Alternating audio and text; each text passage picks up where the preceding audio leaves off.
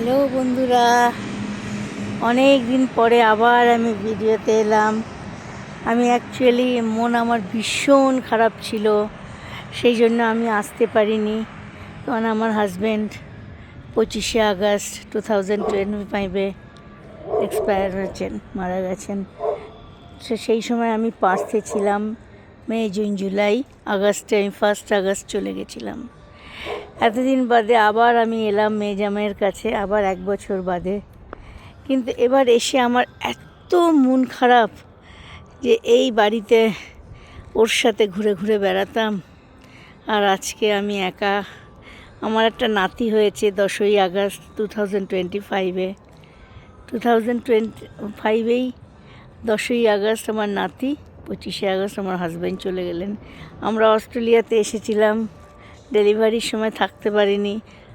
আমার হাজব্যান্ড দেখে গেছিলেন ভিডিওতে, কিন্তু সামনাসামনি ইন্ডিয়াতে আমার মেয়ে আসতে পারিনি 6 মাস। তাই আজকে আবার আমি এলাম। তোমরা দেখো, আমার খুব ভালো লাগছে, নিজেকে শক্ত করে আবার আমি এসেছি। অস্ট্রেলিয়ার মাটিতে পা দিয়ে আমি পার্থে থাকি।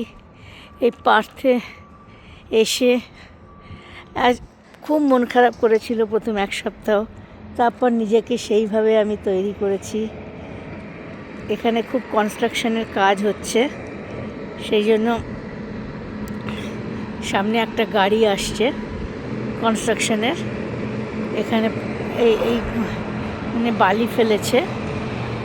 এই বাড়িটার সামনে নয় কিছু করবে, হয়তো মার্বেল টার্বেল বসাবে। বাড়িটা এখনও তৈরি হয়নি। তার সামনেই দেখো, এই বাড়ির সামনেই কি সুন্দর এখানে রিভার। এটা সমুদ্র না, এটা রিভার, একটা লেকের মতন করেছে। এখানে এসে সবাই সকালবেলা দৌড়ায়, জিম করে। পরিবেশটাই এত সুন্দর, আবহাওয়ার জন্য শরীরটাও মনটাও ভালো হয়ে যায়।